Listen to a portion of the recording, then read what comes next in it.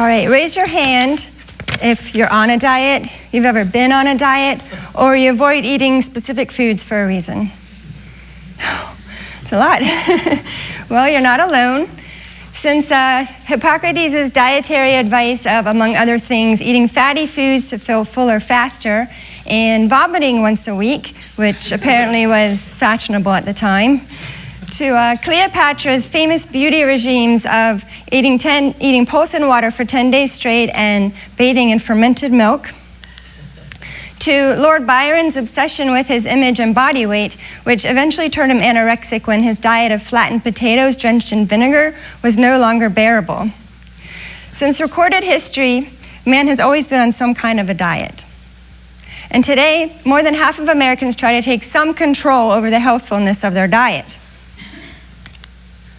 And in this modern world, there's no end to the variety of diets out there, all offering some kind of nutritional benefit, if not at least weight loss. I like this one that says, follow the DASH diet to potentially lower your blood pressure. But whether you call it a diet or a lifestyle change, how do you know if it's effective in what you're trying to accomplish? Dieting is already notoriously difficult for most people. In fact, most people think it's easier to do their taxes than to figure out how to eat healthfully. Last century, we were able to send a man to the moon. We were able to figure out how to send instant messages over cyberspace. We were even able to figure out how to splice genes from one species and place them in an entirely different species. But in this 21st century, why can we not figure out how to eat? Why can we not get this nutrition thing right? Maybe it's because we don't have one reputable source of nutrition to turn to. We turn to doctors for questions about our health, but most doctors admit to not being adequately trained in nutrition. So where do we turn to next? Tips from glossy magazines, sensational headlines in the news, maybe even the health claims on products in the grocery store. This leaves the door open for anybody to be able to claim anything about diet. And indeed, there's an entire industry around dieting, nutritional advice, health and obesity, and free-from foods. Now, I'm not saying that every person out there with nutritional advice is some kind of charlatan, but more often than not, those nutritional claims that are the loudest, most marketed, best funded are the ones that we usually hear. And sometimes there just isn't sufficient scientific data to support one claim over another. But there are cases in where the data is numerous, sometimes even overwhelming, and our nutritional and medical organizations are completely disregarding it. Take the example of obesity. Since this Time magazine covered 30 years ago, advice to cut out fat and cholesterol has been ubiquitous. And has it helped? Unfortunately, no. Rates of obesity have actually skyrocketed since then. And today, 2 out of 3 people are overweight or obese. Is this because Americans are getting more and more gluttonous and less disciplined? I would like to give us more credit than that. For hundreds of years, it's been assumed that if we eat too much, and especially too much fat, that's how we get fat. But instead, when people started to look at the mechanisms, the biological mechanisms behind fat accumulation back in the 1930s, they started to see a completely different picture. It turns out that it's carbs that make us fat, and specifically the insulin that's released when we eat carbs that make us fat. So when you eat sugar from a carbohydrate-loaded meal, your body produces insulin in order to regulate that sugar in the bloodstream. It does this by telling the body to store fat from the meal right away. Use any glucose from the meal right now for fuel, and if there's extra glucose, you can store that as well. Once the meal has been digested and you've used up all that free-roaming glucose, then you can start burning fat. But when fat is stored in the system, it's stored as a triglyceride made up of 3 fatty acids. That triglyceride is too large to pass through the cell membrane. So in order to burn fat, you have to break down this triglyceride into its 3 fatty acids. This is important because not only does insulin signal the body to store fat and glucose, it also inhibits the breakdown of these triglycerides. So as long as insulin is flowing, it is extremely difficult to burn fat. Now, this was nature's design, to be able to store fat to be used at a later time, for instance, when we're sleeping or in the case of a run-in with a saber-toothed tiger, and we need an extra adrenaline boost. Fat flows in and out of our body as needed, unless this delicate regulatory system gets imbalanced. If we continue to secrete insulin before we burn the fat from previous meals, then we will only continue to store more fat, and those triglycerides will never get broken down. So to be clear, the more carbs we eat, the more sugar enters our bloodstream. The more sugar enters our bloodstream, the more insulin is produced. The more insulin is produced, the less chance we have of burning fat. Understanding the biological mechanism behind how fat accumulation works means that we can actually take the guesswork out of what kind of diet will be most effective when trying to achieve weight loss. We almost don't need studies that show the efficacy of a low-carb diet, but we have them. We have lots of them, and this is just a sampling of some of the recent studies that have come out that have showed that low-carb diets are significantly more effective for weight loss than low-fat diets, sometimes 2 or 3 more times effective. And in fact, some of them actually help to reduce the bad cholesterol. But still, our national nutritional organizations, including the USDA, whose dietary guidelines are far-reaching, are still telling us to cut fat from the diet. And the only milk that's allowed to be sold in school cafeterias is low-fat milk with added sugar. Time magazine finally caught up with the science 30 years after their original admonition, and we can only hope with this latest study in The Lancet published last month that our national nutritional organizations will finally start to see that their assumptions on what make us fat are antiquated. Unless, of course, the food industry has any sway in these dietary guidelines. I like that. No wonder Pop-Tarts count as a whole grain. So, another case where the science behind the diet is shocking is with the gluten-free diet. But what's not shocking about the gluten-free diet is that more and more people are eating gluten-free these days. Because in fact, celiac disease is 4 times more prevalent than it was 50 years ago in the US, and 4 times more prevalent in the UK than it was 20 years ago. And despite what mainstream media says, non-celiac gluten sensitivity is actually a legitimate medical disorder, and it's associated with gut inflammation, autoimmunity, a very serious brain disorder called gluten ataxia, among other things. And it's thought that about 12% at least of the population has gluten sensitivity, or about 38 million Americans, which is 10 times more than those that have celiac disease. So it's not shocking that more and more people are going gluten-free. But what is shocking is that the gluten-free diet actually has a very poor track record when it comes to healing the guts of celiac disease patients. In a study published in the journal Alimentary Pharmacology and Therapeutics in 2009, researchers found that only 8% of patients ever completely healed their guts. Now, I thought this statistic was staggering, and I don't understand why more people in the gluten-free community aren't talking about it. Instead, what you hear from prominent authorities on celiac disease is that the majority of the time patients do respond positively to the diet.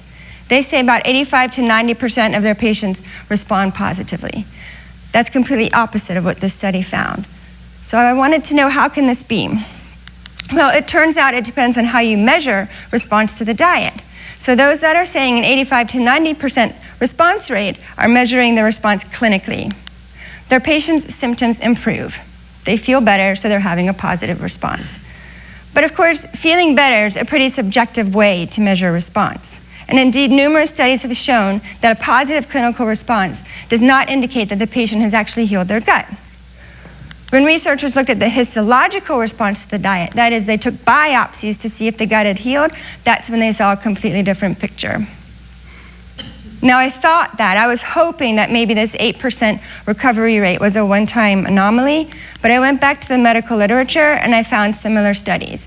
In this study, only 17% ever healed, 21% recovery rate, only 30%, only 37% ever healed their guts. Maybe not quite as dire as that first statistic that I threw out, but still, no matter how you look at it, the vast majority of celiacs are not healing on the gluten-free diet. And this is important because if celiacs don't heal their guts, they are susceptible to a whole host of lifelong chronic conditions called comorbidities in the medical literature. Some of these are life-threatening.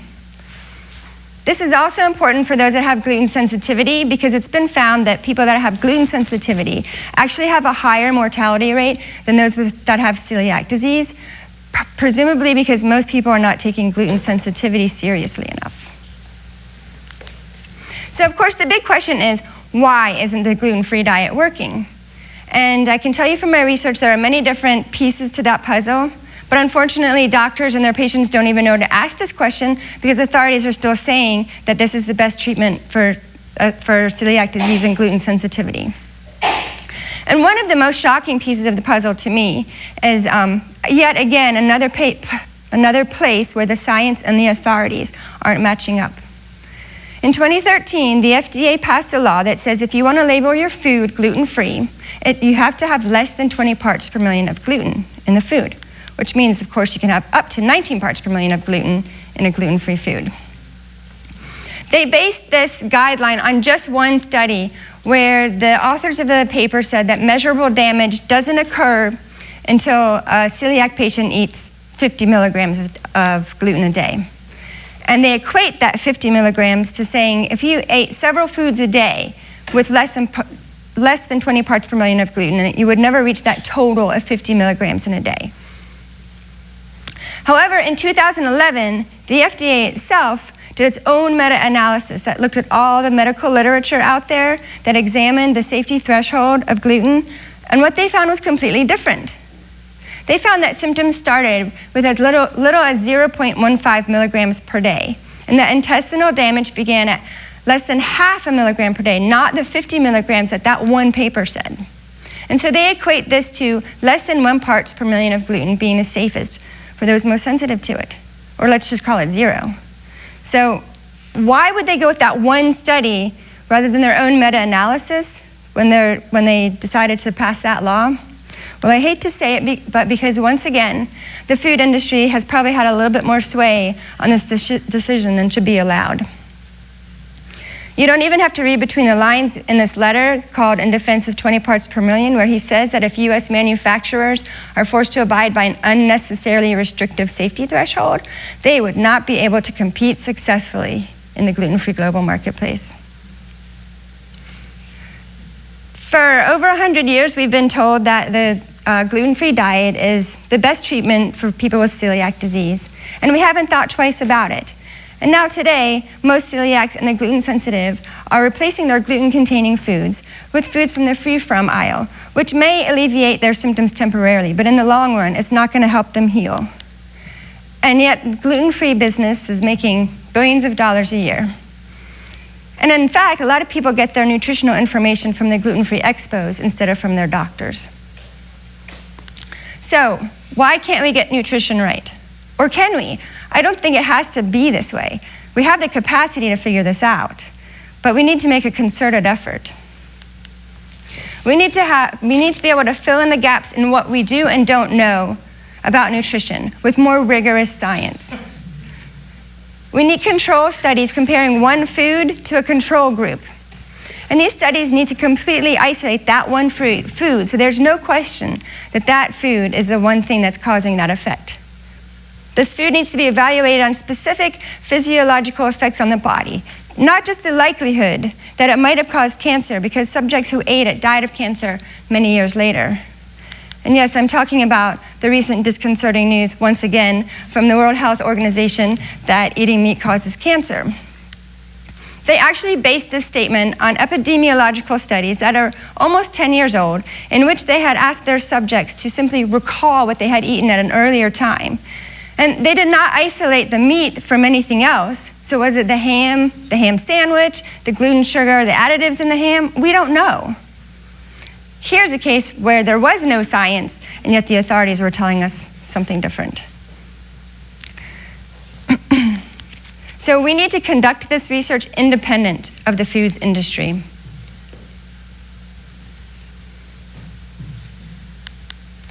And we need our doctors to have better nutritional training and a better understanding of the actual physiological effects that food has on us when it enters our system.